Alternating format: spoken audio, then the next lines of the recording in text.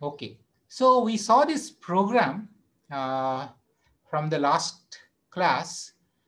So we would like to rehash this program and write it in a modular fashion.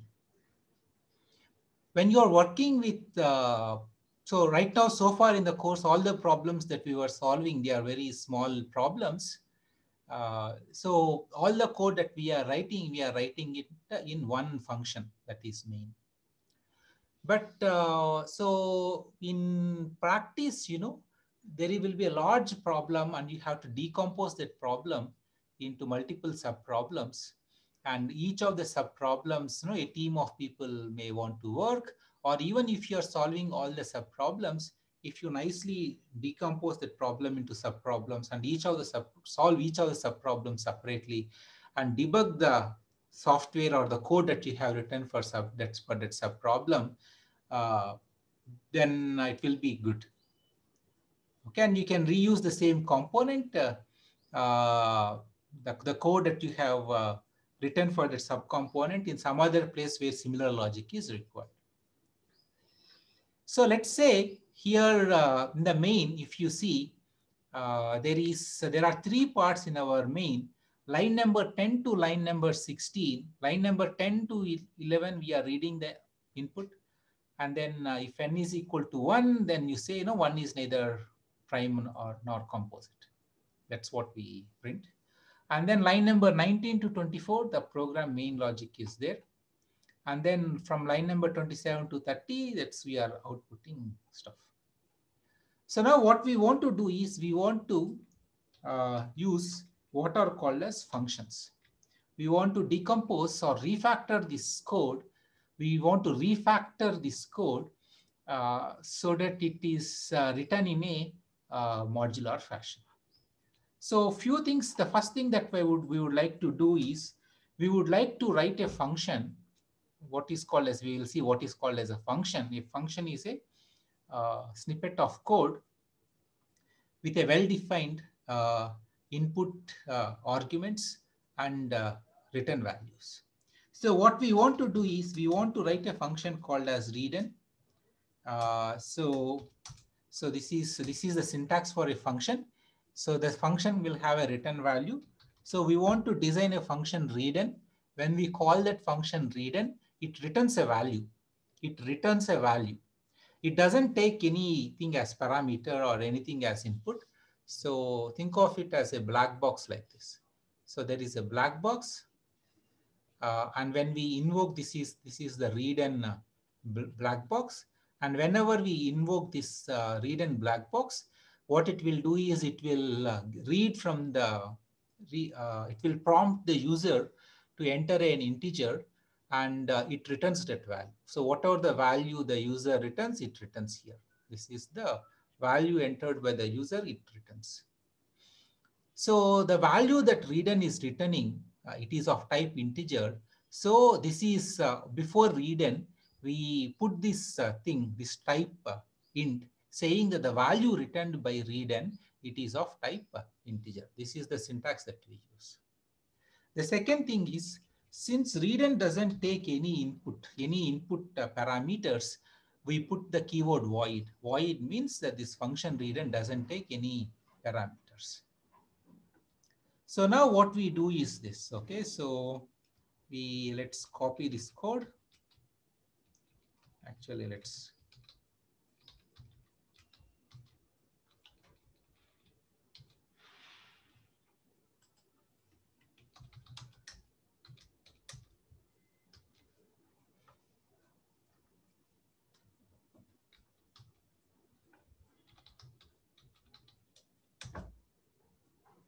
Right, so here we are calling readn, and so yeah, so now here what do we do?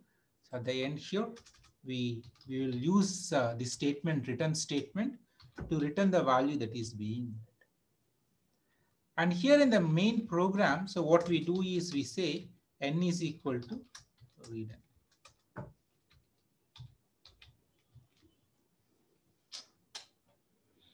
So what happens is the function main, it executes line number 22, line number 23, And line number 25, it calls the function readin. So the control transfers to the first instruction or the first statement of the readin function, and the statements of readin will be executed, and whatever the value that we read in the function, it will be returned on line number 17. Line number 14 is interesting. So if line number 14, when that statement gets executed, what happens is you exit from the program. You exit, the program gets terminated. So we are not passing any parameters to readin. So that's the reason we keep void. We can leave it without void also, but void is understood. I kept void to make it explicit that we are not passing any parameters. Like for example, on line number 20, main is not taking any parameters. So we can actually, we can put, no, in order to make it explicit, we can say void main void 0. So can we use return 0 instead of exit 0? So return 0, it's a different logic. The problem is if you return 0, then it's a problem. What if the input user entered 0? Then it's an issue, right? How do we distinguish between returning the user returning 0? So as soon as we see that n is equal to 1, we know that 1 is neither a prime nor composite. We print that message and we exit the program.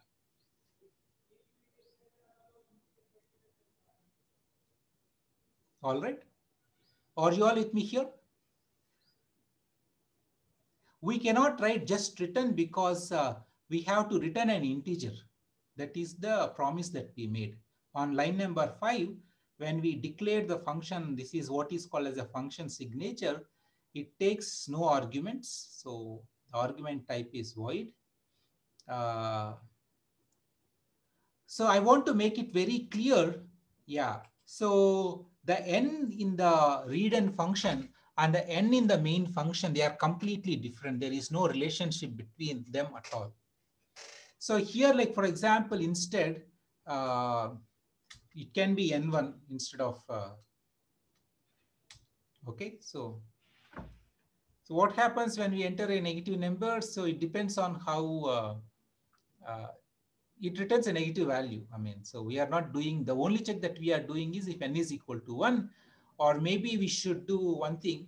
So if n is equal to 1, we do this, and we can also say something like this. If n is less than 0, we can say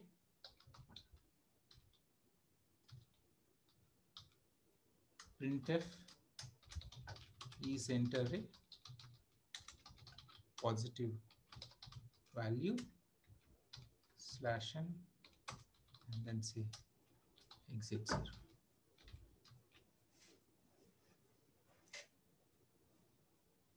Is it all right? If n is equal to 0, it's okay. Maybe, yeah, maybe we can keep n less than or equal to 0. Good. Are you all with me so far?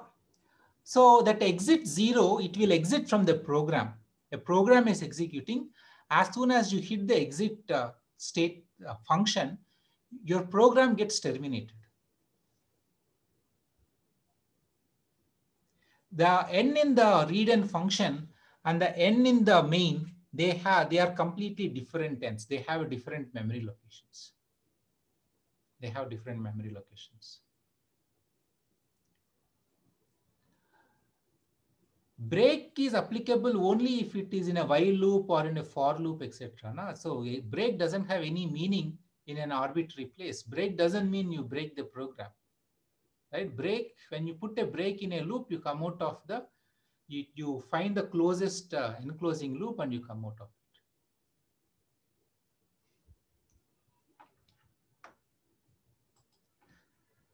So now what we want, the next thing that we would like to do is we would like to write a function for prime. So we will say bool is prime int n. So here what we are doing is no, so we are writing this function is prime. So we would like to write this function is prime, and it takes as input an integer, and it outputs a value, and that value is either true or false. It's a Boolean type. Are you with me here?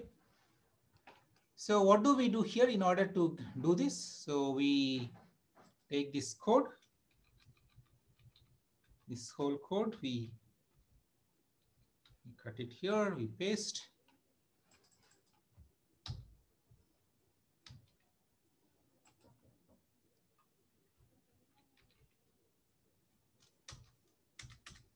So we can say bool prime is equal to true.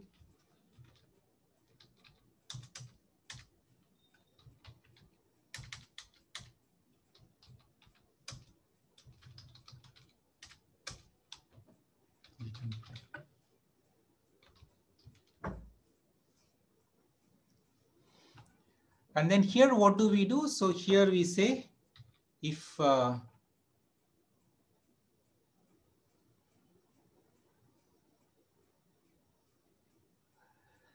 the timing, don't worry about this. No, Tisha, let's hold on to that question. Bool is a data type, so let's stick to bool. So you return prime. Okay. So now what we want to do is, so here, yeah. So here, this is what we do. So here we call the function is prime if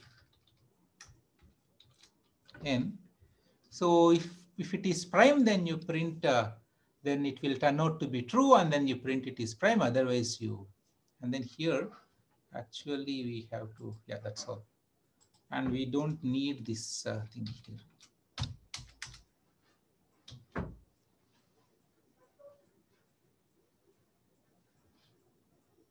No, so there are two things. Since it is a small program, you are able to have all the code in one place within the main. But if you are working on a big project, putting everything in main doesn't work. So that's what we are trying to learn.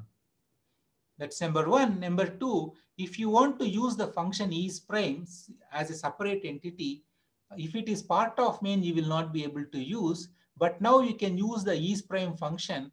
Let's say down the lane you are writing some program, and in where you want to, you need to check whether a given number is prime or not. If the code for this is hidden inside main, you will not be able to use it. But now you can just cut copy this is prime code and put it in your source code in your program that you are working, and use it as it is. So it's important. Okay, it's useful. And so this whole idea, what we did, it is what is called as code refactoring. This is called as code refactoring. So there is the original code, we refactored the code. So now the code contains three functions. One is a main function, the other is readn function, the other is what is called as a is prime function. So these are the three functions that we have. So in order to carry out the execution of the program, there is what is called as a program stack.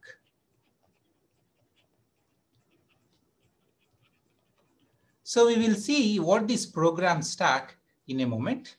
So yeah, but essentially if you just think of stack, a stack is something like this, you know, like, so like for example, so a stack of plates. So like, for example, you can have, yeah, the closest thing I can say is it's a stack of plates where, you know, in buffet, you can put a plate on the top of the, when you want to take a plate, you can take the plate which is there on the top of the plate stack. And when we are running out of the plates, no, the restaurant people will come and put a bunch of plates, and the bunch of plates will be on the top. They cannot put it underneath the existing stack. So in a stack structure, you can do what are called as push and pop operations. You will study more about stacks, etc., in your data structures course. But for the time being, like for example, so this is an empty stack. And let's say if you have something like push 10, then the state of the stack changes from this to this. And then you have after that, if you have something like push -1, then the state of the stack becomes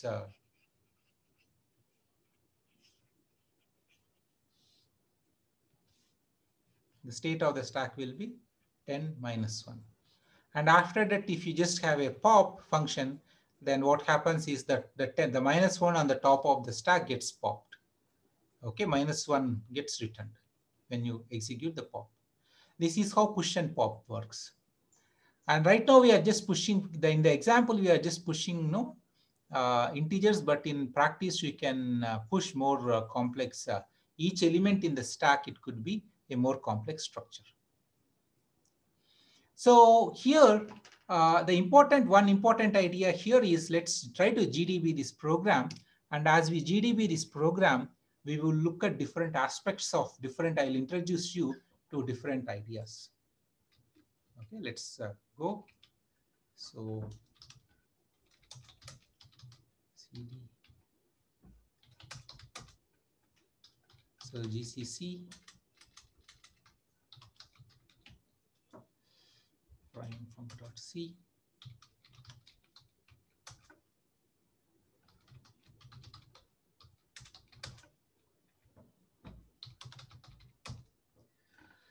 So now we have, we didn't yet run the program. We didn't yet run the program. So what are the, so no function, if you see this program, this program has three functions: read and isPrime and main. So none of these functions are active. None of these functions are active because the program is not even invoked. But now if I execute the run command, then you will see that the main function has become active. So the main function has become active. So there is, so in order to see whether the main function has become active, if you see what is called as a backtrace, BT stands for backtrace. It tells that the program stack for there is a main function that is active, and the program stack looks like this. The program stack, this is the original state. The program stack contains the activation record for the function main. This is what is called as this is program stack. This is what is called as an activation record for the function main. AR stands for activation record.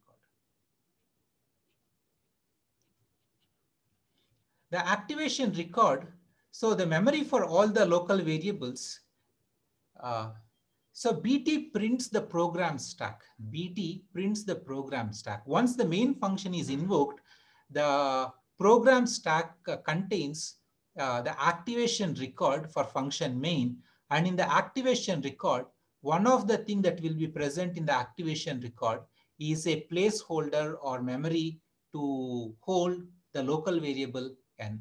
So n is present here. Along with this, it will have some other stuff also. It will have some other stuff also. Okay, let's not worry about what that stuff is. But what is important is at this point in time, the function main is active. This is the state of the program stack. This is the state of the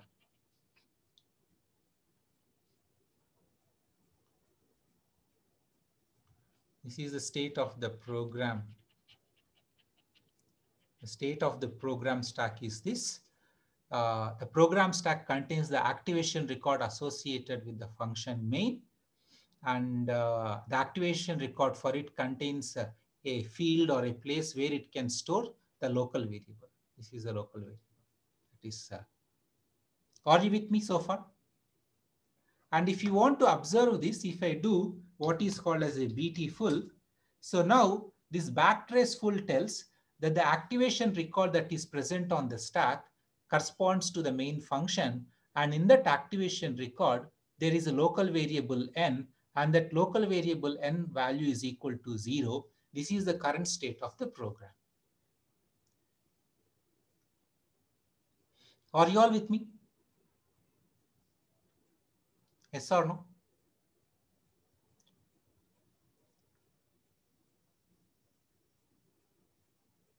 It need not be 0. It can be any value. It turned out to be 0 now. It need not be 0 station. The variable n is not initialized. It can be anything.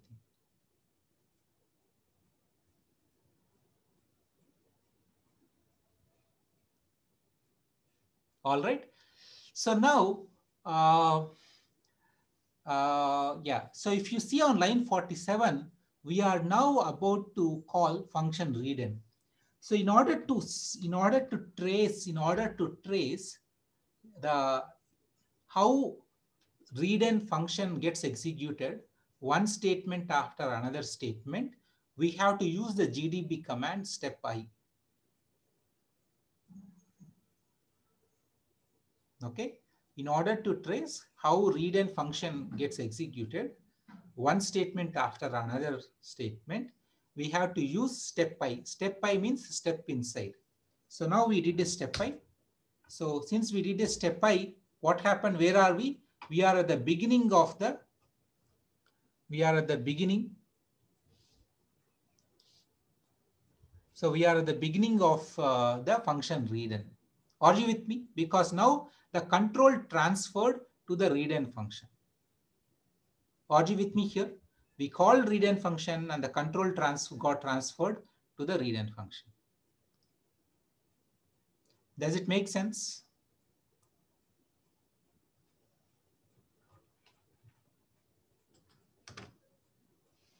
So now, what will be the state of the activation record? If I just do BT, you can see the activation record contains, main, program stack. Program stack contains the activation record for main. On the top of that, it contains the activation record for readin. And if you do BT full, you will see that the activation record for readin contains the variable n. N is a local variable for it. Okay, so let's come back here. This is the most important observation. If you understand this, the activation record has now changed to this, not the activation program stack. So there is this is for n. This is the activation record for the main, AR underscore main. And then this is the activation record for AR underscore readin. And some other values could also be present, but we don't care about it.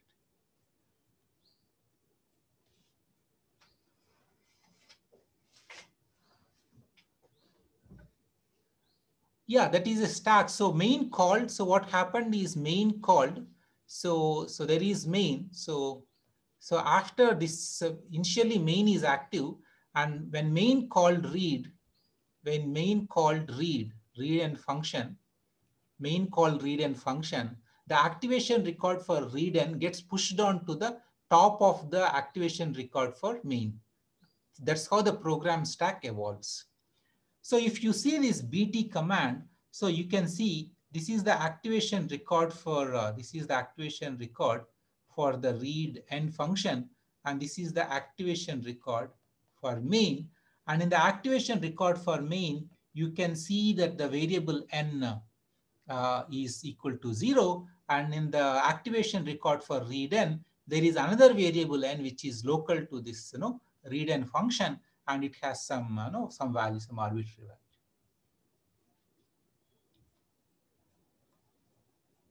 Are you with me?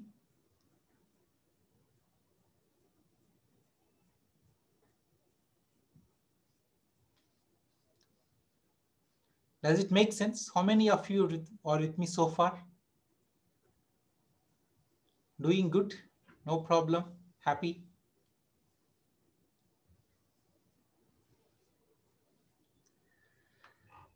Great.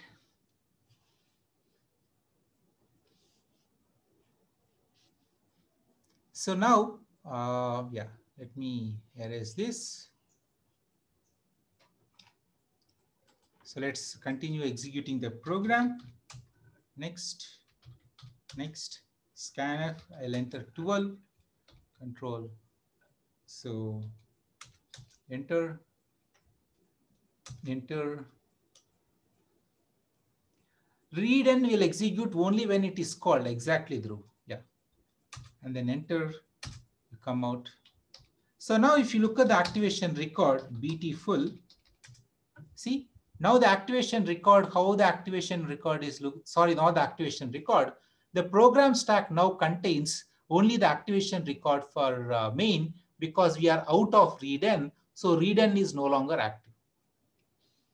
So this is what happened. Again, very important observation that from here, so we returned from readn got executed, and now only main is active.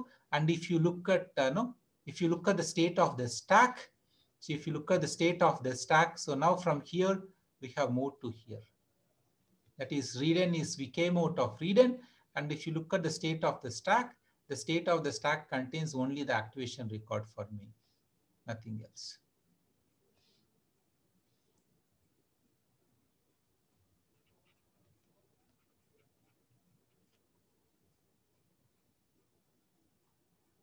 Again, are you with me? If you understand this idea, many things will become very, very clear for you.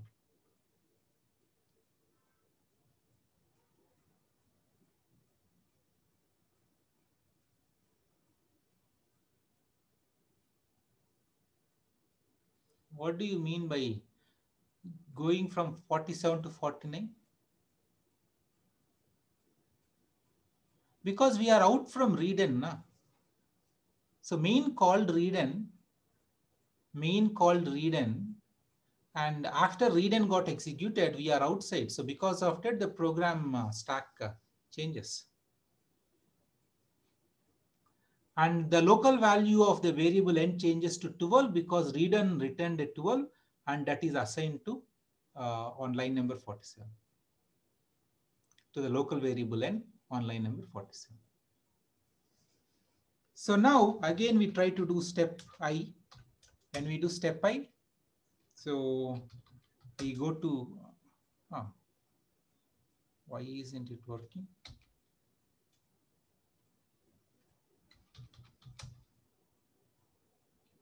So you're supposed to, I wanted to get into is prime, but anyway, so let's do one thing. Let me now, this time I'll put a breakpoint. Yeah, so I will put one thing. So I will put a breakpoint on the function is prime. I will put another breakpoint on the function readn. All right. So let's clear the screen. So now let's run the program. So now we are running the program from the beginning. So when we try to run the program from the beginning on line 47, which is the beginning of the main, there is a breakpoint. So we stop it there. So we tell the program, yeah, you go ahead and continue execution. And when it tries to continue execution, since we kept a breakpoint on readn, it got stopped at the beginning of line 6. If you do BT full, this is what you get. Okay. And then we again say continue. So let's use 13, Control L. And so now we are trying to, again, the next breakpoint is on line number, these are the function is prime. So if you do BT, you will see that no, from main we are calling is prime, and we are calling is prime with n is equal to 13 as the parameter. That's all. That's how the whole thing works. And then we will just say continue. So the whole program executed, and then it finally printed that that it's not a, it's a prime. Okay, I think I kind of cleared the message, but that's what you get. Are you all with me here? When did you enter 13? You kind of maybe missed it. I did enter 13 somewhere in between. You want me to trace the program one more time, so that you'll all come up to on page? Yes or no, or you had enough? Okay, let me do one thing. I will, instead of using, I will do a step-by-step thing. Okay, let's do one thing. So now run the program.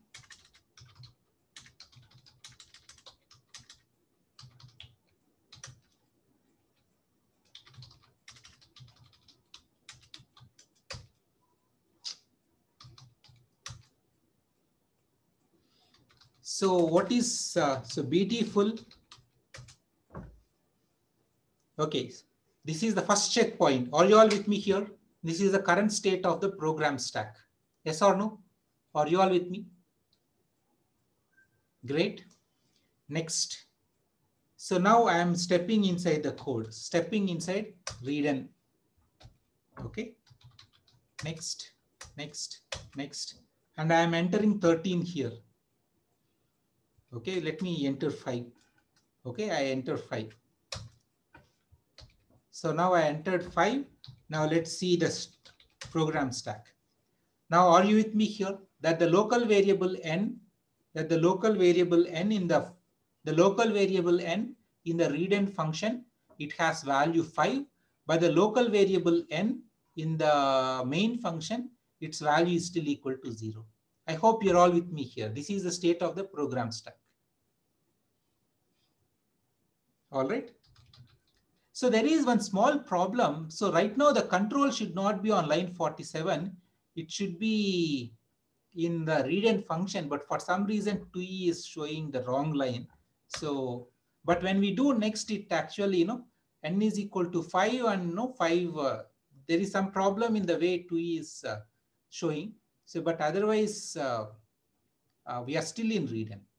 So we are still in readn. We are checking if 5 less than or equal to 0, and you come out, and now if I do beautiful, this is what happens. That the value 5 returned by the readn function, it is assigned to the local variable n in main. Are you with me here? Again, next checkpoint. Okay, great. So now we should like to go inside is prime, step I. Yeah. So now if you see, we are on line number 28. So now if you do BT, so let me use BT full. So when we do BT full, so main called prime, main called, there is something interesting happening. Okay, we are good. So main called prime, and yeah. So why is the value of n is equal to 2.84, not 2.845? It is 21,845 in is prime function. Why is it? Can someone tell me what is happening? This is a trick question. It's a bit hard to guess what's going on there. Number one, it is a local variable. It's a garbage value.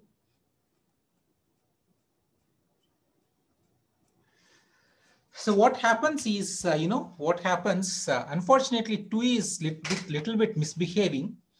But what happens is when we call is prime with 5, this 5 in the local variable n, it has to be copied to the n, to another n, which is a local variable for is prime. By the time we did a BT, that copy operation still didn't happen. Because of that, n value is turning out to be a garbage. Do you see what I'm trying to say?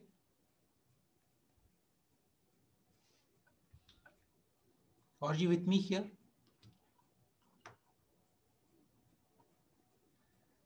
What I'm trying to say is, as soon as we entered is prime, I did a BT. So, but there is a, so the value 5 that we are passing here, it has to be copied into the local variable n of is prime, and that copy operation still didn't happen, and because of that n is showing a garbage value. Yeah. So now anyway, let's do next. So now when we do next, so no longer we are on line 28, we are on line 29. And when we are on line 29, let's do beautiful. So now when we do beautiful, yeah, you can see that the value of n in is prime is equal to 5. Is it making sense right now?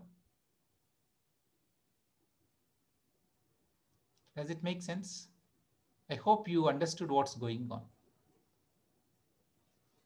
And then when we do next, so what happens is that the for loop gets invoked, and you keep going like this, and finally you come back, you return, and so again when you do beautiful, so the activation record associated with is prime is no longer there on the program stack. That's it.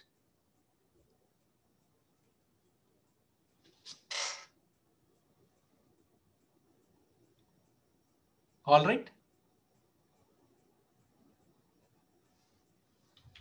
Let me do one thing.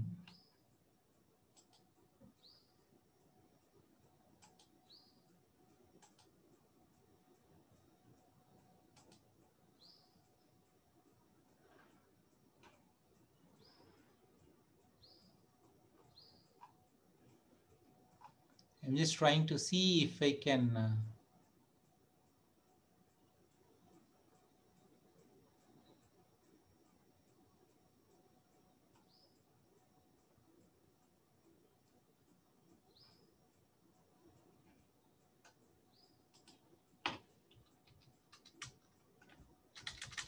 show it from here.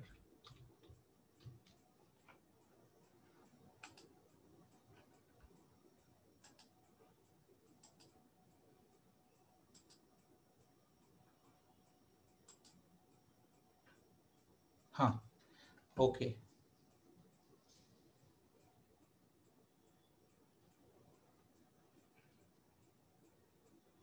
So now let's try to, I will show you how this is working in the, from the VS Code.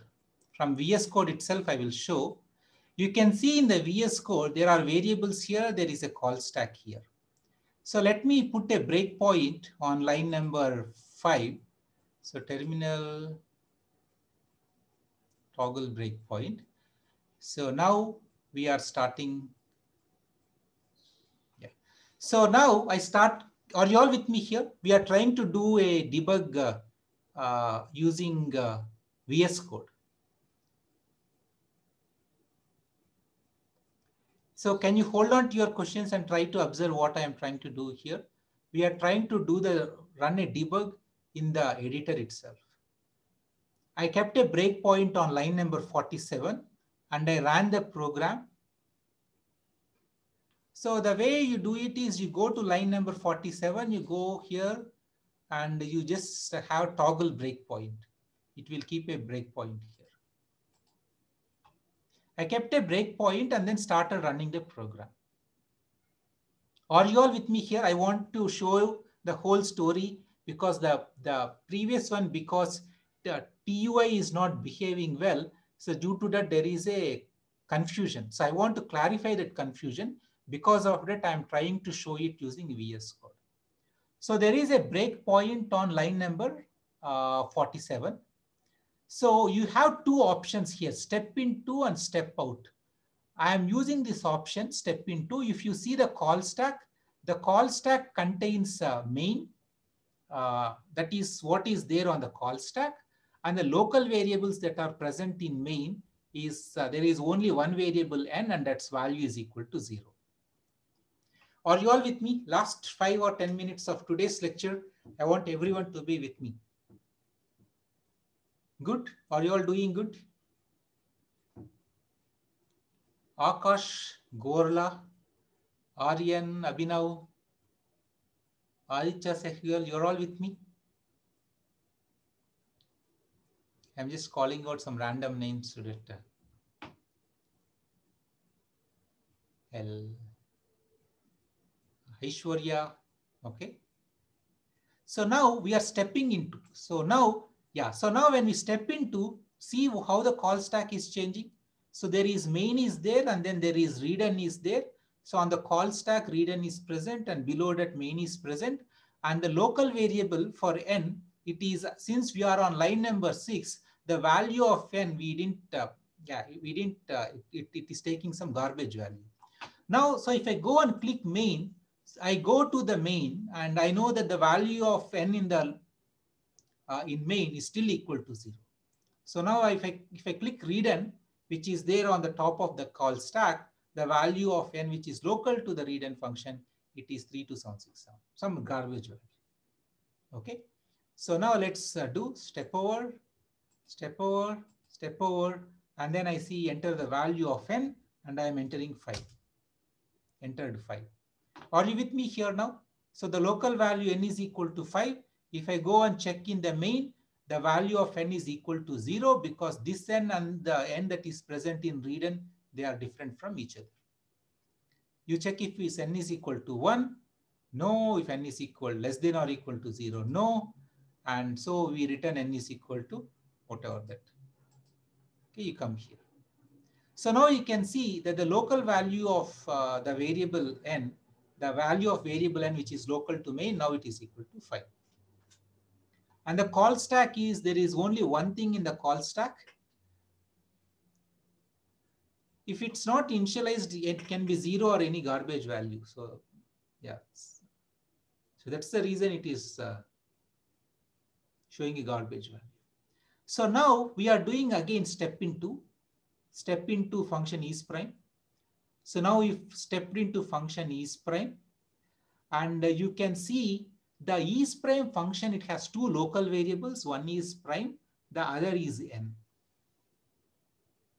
One is n. N is a parameter, but it is a local variable, and prime is also a local variable. And this is what you are seeing on the stack. Okay, you step over, and you step over, you keep going like this, and then you know that it is a prime. You can see the call stack, and you come out, and you're here, and you print. There's a whole tracing is good for you guys. I want to, sorry for asking many times, I just want to make sure that you're all with me here. This is an excellent example. And if you understood this example, it means a lot for you. It's a very conceptual. This is just not like, some feature of C. This is a conceptually very deep thing. And I want everyone to understand this. That's the reason I am asking multiple times. So Pranjal has this question, what if we kind of step over? So restart debugging. So yeah, if you do step over, you don't trace the individual steps of the function readn. So I'm just stepping over. So when I do a step over, then we are not tracing readn. So we just enter 12, and after that we are out of it. Similarly, when we do a step over, you just call, you don't trace the individual steps of is prime. Like for example, later on, when you know, like for example, is prime is properly debugged and you don't need to step into the statements of is prime, then there is no necessity to trace the individual statements of the function is prime, for example.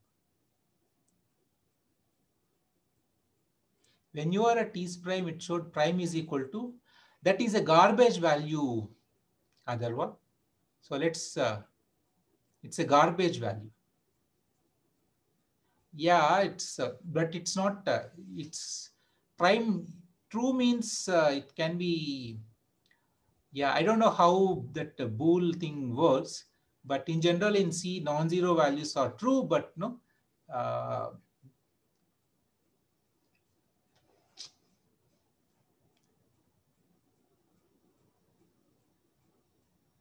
Okay, I want to show one final No, that we cannot say anything about it, Harshvardhan. So garbage value 0 or any value, we don't know how the values turns out to be. I do see n is equal to 0, but I don't know why it is coming, but there is no guarantee that it will be equal to 0.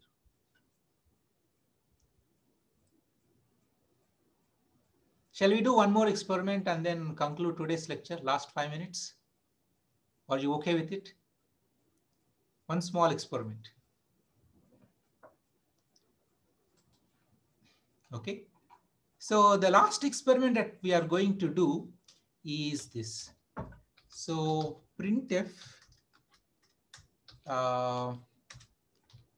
main address of the variable n in main is equal to %p address of n. So there is this n here, Control C, and then there is one more n here. So this is in is prime.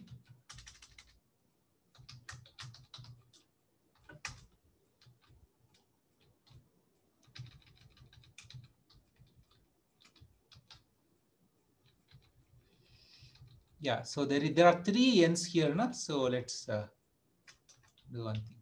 Yeah, read n.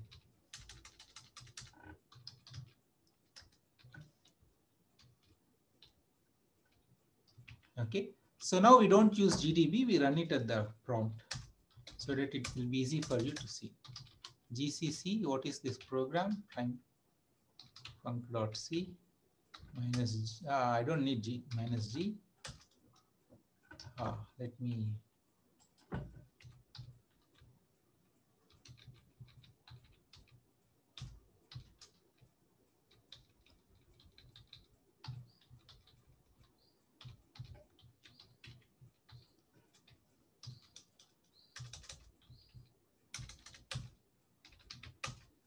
you can see here that the address of the variable n in main and the address of the variable n in readn, they are different. Do you notice this? Are you with me here? If you see the last 3 digits, one has AD4 and other has AB4.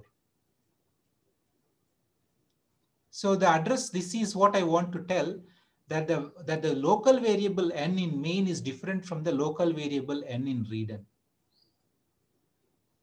And then let's say I enter 5, and then you can see the address of the local variable n in is prime is different from the address of the local variable n in readn, and which is again different from the address of the local variable n in main.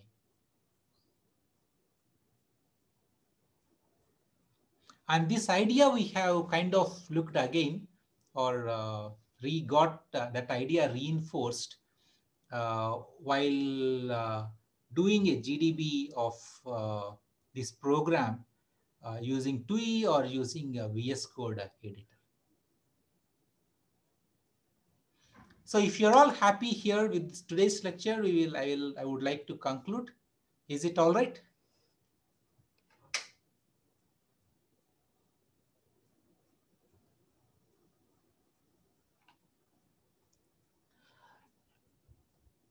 Shall we stop here, guys?